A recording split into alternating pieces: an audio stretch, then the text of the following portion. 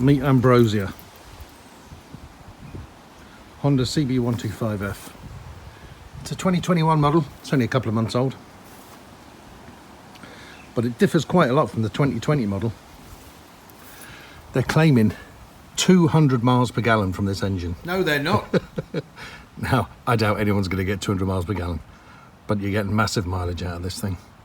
The previous 2020 model, they were quoting 150 miles per gallon, so it's a good uplift on the 2020 model. Maintenance is virtually nothing. It holds 1 litre of oil. It's air-cooled, single cylinder, 1 inlet valve, 1 exhaust valve. The alternator works as the electric start. It's about 11 kilos lighter than last year's model, and there really is nothing to it. Giveaway here, it's got link brakes and a drum at the back.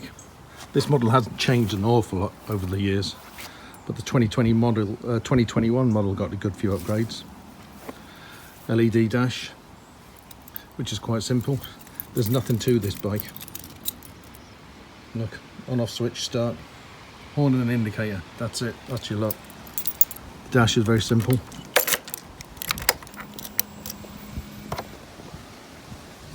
Nice fuel gauge, speedo, gear indicator, and range. Don't need anything more complex than that. And this is an eco meter that glows green. If you're riding economically, it'll probably never come on. LED rear lights, regular indicators, LED front lights, main beam flash, that's it. Dinky little forks, LED headlight. There really is nothing to this bike, but it has to be the best value motorbike bike in the Irish market. And you really don't want to go above 125cc if you're just starting off on your biking journey in Ireland, because very few people will insure you above 125cc. Virtually nobody, actually. Or if they do give you a quote for a 250, it'll be some stupid figure like 2 grand, 2.5 grand. So you're stuck with a 125cc, and if you want a motorbike type style, these are good value. There's lots of other much sexier looking motorbikes from Yamaha and Honda, but when you're starting your motorcycling journey, you want to get rid of your 125 as quick as you can. The closest bike to the CB125F is really the Yamaha YS125. At a glance, you could nearly mistake the two bikes. And the Yamaha has always been a bit cheaper. For 2021, it's been €3,200, fairly steady. Now, the Honda has only been €3,200 on offer, and it's normally $3,699. But it has been on offer for $3,200 for a lot of 2021. So, you know, there was loads of chances to pick up these for $3,200. The Hondas are slightly better quality, and it's slightly fitted the rider a bit better, in that the rider of this bike is 6'4", and so he needed maximum frame size, and the Honda just suited a little bit more. There's a heap of other 125s out there, mostly Chinese manufacturers and stuff like that, and they were all fairly cramped, and the Honda CB125F was probably the biggest frame bike of them all, and that worked well. So, okay, not the most exciting of bikes, but it's a bike that you'd sell in an instant on Done Deal or adverts or something like that in 18 months, 2 years' time, just because of the name and the badge. And if you can live with a slightly boring bike for 18 months, that's probably better than going for some far-out Chinese bike or a really expensive Japanese bike that you're going to lose your shirt on when you sell it. Simple seat lock under here.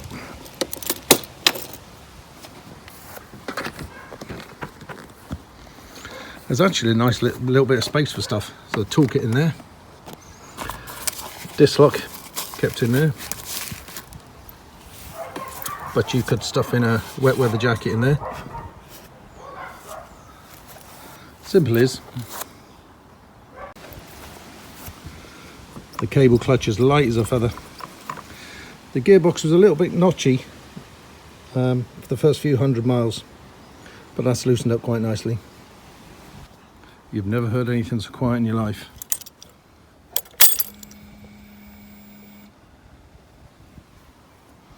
Look at this.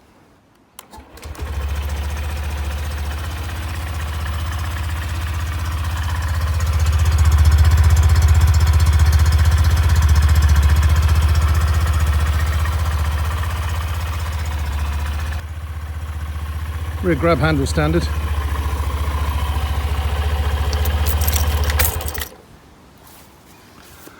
Centre stand is standard, so it's easy to lube the chain. Now the tyres are nothing to write home about. Brand, well, who knows? It says CST on them. Who knows makes those? Well, someone called CST, I guess. But I reckon it's going to be relatively hard wearing rubber. It's not going to be the best rubber in the world, but it'd be perfectly fine for the amount of power this bike produces.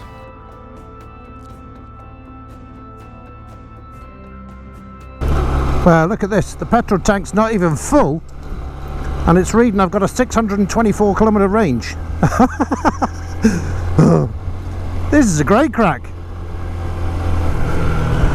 Oh, it's quite refreshing not to be lugging around a 280 kilo bike. So I'm going to go on the dual carriageway. That's a 100 kilometre an hour limit, and I want to see if I can keep up with the traffic.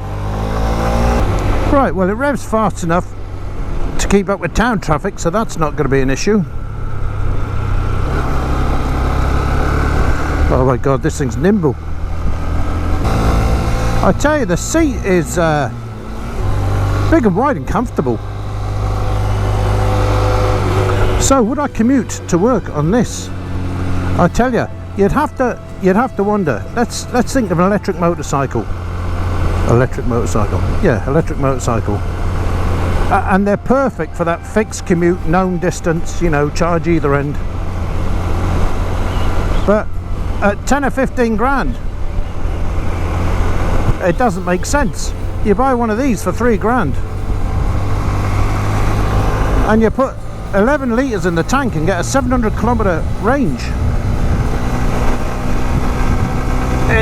The electric bike doesn't make financial sense. This thing is sipping petrol. Right, I'm at 86 in 5th. Now I'm heavy, so it's going to take a bit longer to accelerate, but it'll get there.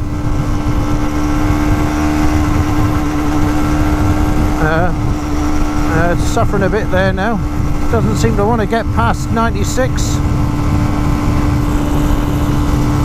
But I'm going to have to get out in the first lane. Right, I'm flat out, slight uphill, 94 kilometres an hour. Now the engine should be well run in. It's got a good few hundred kilometres on it. Doesn't want to go faster than this though. So would I commute on this? Do you know what I'd probably do? There's a different way to work, and I can avoid this 3-lane carriageway.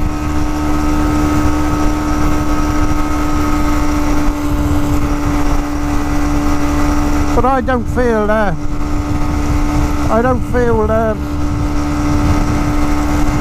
this is anyway dangerous or a bit sketchy or anything.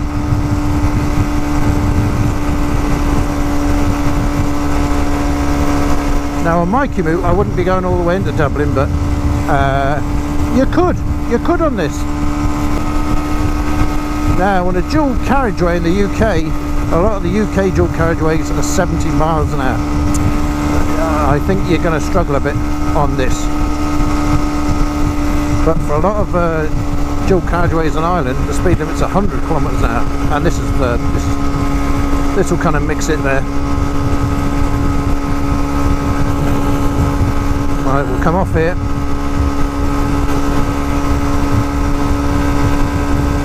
Yeah, get a little buzz off this thing at this speed. Ah, that's because I was in 4th. Oh, bloody hell, I was in 4th. I was looking at the time thinking I was in 5th. So I'll go up the road here a bit, the twisty road, and then I'll go back a bit on a bit of dual carriageway. But no wonder I was topping out.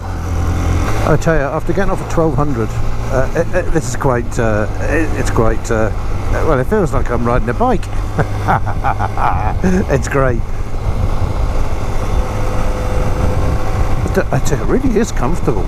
The suspension is great on this. And the seat is wide and flat. That's lovely. I really do like the indicators being on permanently at the front. I do think it's a safety feature, and people don't get mixed up and think you're turning. So yeah, I'm 1 bar down. How many bars are there? 6 or 7 bars. I'm 1 bar down on the fuel gauge, and it's given me a range of 631 kilometers. If this tank was full to the brim, it's got a theoretical range of 730 odd kilometers on one tank. Like, these sort of bikes really put the boot in, and especially this one where it's sipping fuel, even compared to last year's model. These bikes paid to a 10, 12, 15 grand electric bike to use as a commute, because it doesn't matter how cheap your electricity is, and God, look, we know that's going through the bloody roof at the moment. It doesn't matter how cheap your electricity is, you're never going to reach the economies of this bike. And you're burning something to make that electricity. The cost of ownership of this has got to be a fraction of an electric bike. So the electric bike's forte was a nice fixed commute, known distance, all that sort of stuff. But bikes like this just bloody blow it away if you're trying to do stuff on a budget. Obviously I'm not getting the pull of a nice electric bike or anything like that. See my yeah,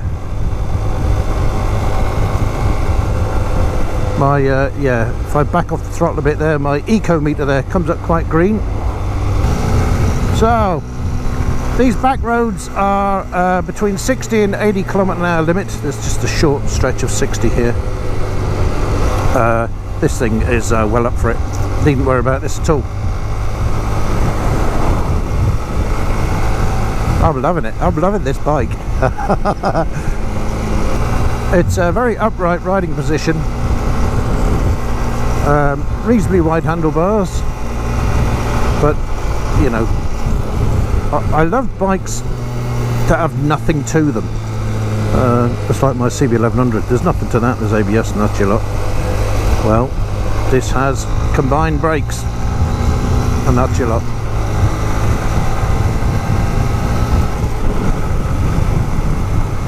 Yeah, that vibration on the dual carriageway was because I was in bloody 4th revving the tits off it, thinking I was in 5th. As far as commuting goes, yeah, this will blitz, you know, this will be perfect in town. But if you've got a bit of a country commute like this, these sort of 80 kilometer roads, this is absolutely trashing it. I wouldn't do this any faster on my CB1100 or my Tiger. No faster at all. You kind of got to put your elbows in a little bit to make those mirrors useful. That was a bit like my CB. I had to extend those. They're a bit short.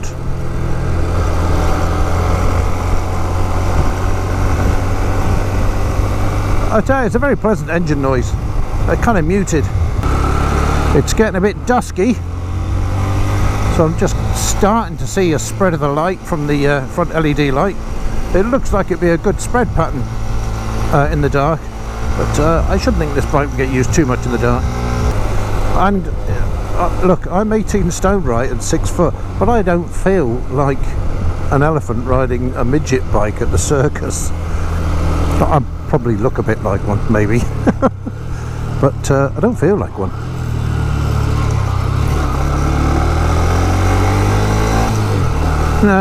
You do benefit from changing the gears at slow speed for a better pickup, but you don't have to go bonkers. And imagine now, here's me 18 stone on this thing, and I think the acceleration's fine on it. Imagine a young 17-year-old on it, half my weight, it'd be great. Look, geez, I'm giving this throttle some good welly for the last 10 or 15 minutes. My fuel tank isn't full. I've still got a range of 640 kilometers. I've no doubt that would go up to 700 if I filled this thing up. Ah, nice bit of acceleration there. Okay, I mean, I'm not getting the acceleration that I'm kind of used to, but it's perfectly acceptable for these roads. The best thing you can do for yourself on bikes like this is make sure the tyre pressures are good and strong to the manufacturer's spec. There's nothing like some underinflated tyres to dent your performance. And really, if I was following this car on my 1200, I wouldn't be going any faster. I really wouldn't. I'm not actually wringing the neck of this thing to keep up. It's quite capable of doing it itself.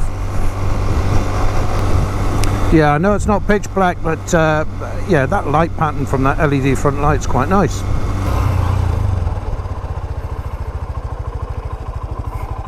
God, love that. That was a great ride. I tell you, massively comfortable. If you were doing a daily commute on this, you wouldn't be coming away with a sore ass. That seat is fantastic for such a cheap bike. Yeah, lovely. Right, we got to try the motorway.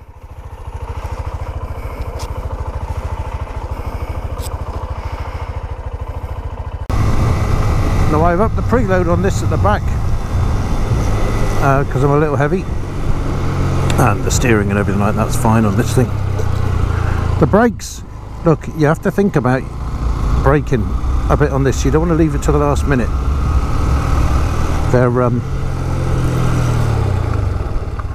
They're good if you apply a good bit of pressure.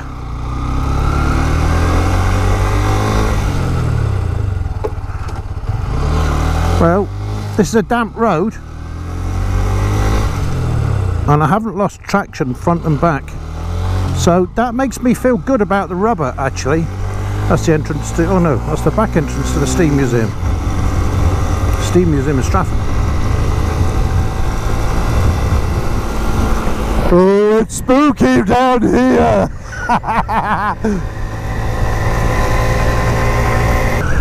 What a cracking little bike.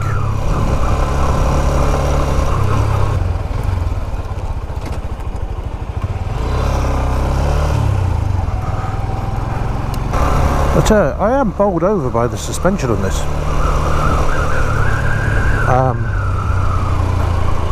I know you'd never get adjustability on a bike this price and this size, but it wouldn't need it anyway. As long as you've got a bit of preload on the back, that's all you need on a bike like this.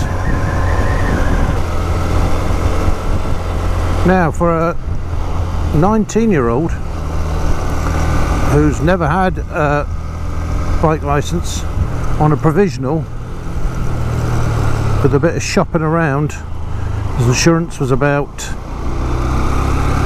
1,250, 1,300 euros, something like that. But he did get some mad quotes, and even the more racier 125s, the insurers have them on a list. They know. He was looking at a I think it was a CBR 125 or a CB125F, and the insurance quotes were stupid for that, and the thing was like, you know, 3 or 4 years old. And most insurers wouldn't insure him as a 19-year-old on a 250cc because it was his first bike. So it was kind of limited to 125 in Ireland, unless you want to pay through the nose for insurance.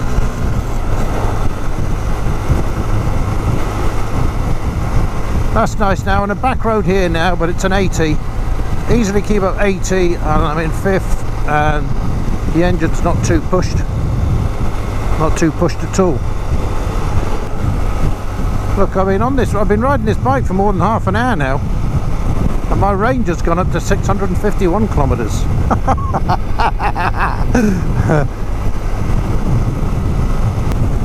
Frugal Dougal. I should have called it Dougal. I called it Ambrosia. For those that know anything about creamed rice and the old saying, couldn't pull the skin off a rice pudding. Well, this probably could pull the skin off a rice pudding, but only just. But all things are relative, aren't they? When you're new to motorcycling and this is your first bike, this is like freedom.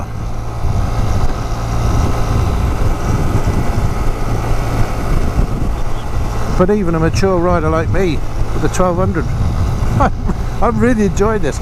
There's nothing to think about. It's so easy motoring, easy two-wheel motoring.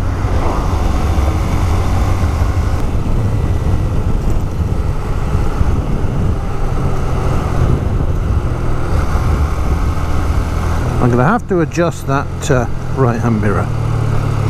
Woohoo!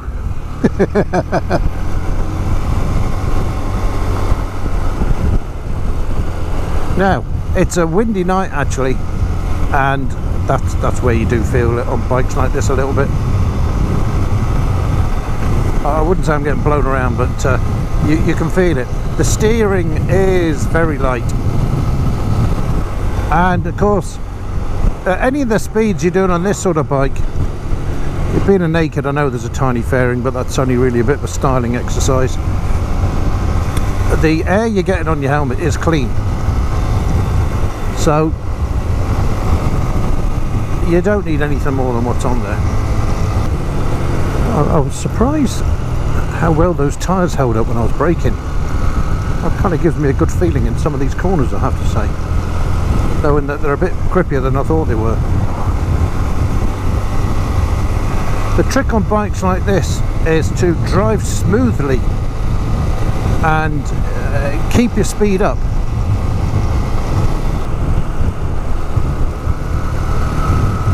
Yeah, you see, I lost a lot of speed there for that bend. Look, sometimes you can't avoid it, but I might have dropped it a gear to help me get out there a bit faster. There's minimal, if no, engine braking, but then that's to be expected. It's a tiny little 125. You don't get a rev counter with it. You can kind of just feel when you need to change gear.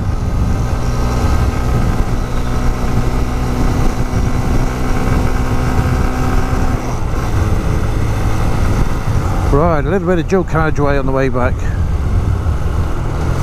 Let's see what we can do on this thing in fifth. Like, would it sit there at 70 miles an hour? Like 120 kilometers an hour for a UK dual carriageway?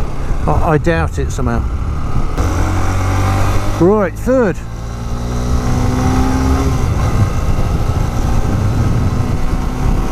Fourth, buzzy fourth. Fifth.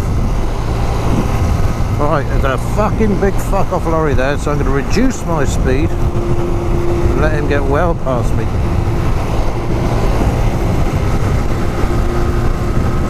And there's a massive lorry behind me, so I've got to get a move on. Right, I'm easy up to 100 kilometers an hour. Fairly buzzy. I wouldn't feel confident getting out into that middle lane and trying to overtake that lorry. I think there's something left in this, but there's too much fast moving traffic on the outside. That's just people breaking the speed limit really, but I mean, that's always going to happen. There's nothing we can do about that. I wish this lorry would either pull in or move up. Yeah, there's a bit more in it, there is.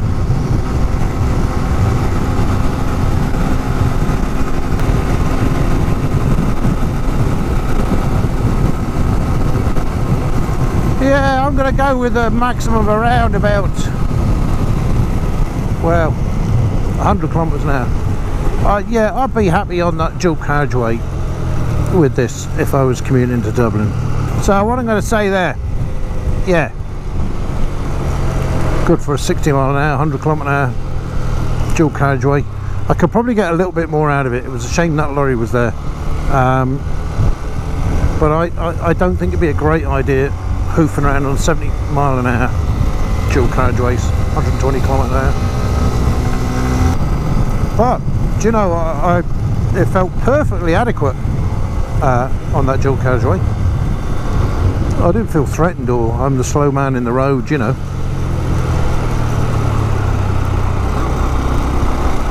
But preferably, you know, I think it's better as a city commute and a country commute, really. You've got to put some fair pressure on that back brake to get the link brakes working. You really want to use that front brake as well at the same time, because it seems fairly weedy with just the back brake. Well, yeah, okay, if you stamp on it a bit, yeah, it does stop you. Oh, I bet my camera's pitch black at the moment and you're just looking at two red tail lights on the car in front. There endeth me test drive of the 125 CB125F. I think it's bloody brilliant. Great as a learner bike, great as a commuter. And right, I've lost another bar on the fuel tank, or I did on that dual carriageway for a brief second. My tank range has gone up to 664 kilometers, and I've been wringing this thing's neck, really, kind of half and half. Definitely was on some of those back roads. So I'll tell you, you can be fairly ruthless with this thing and still get great miles per gallon. But you're not going to annoy the neighbours coming home on this bike. It's quiet as a mouse.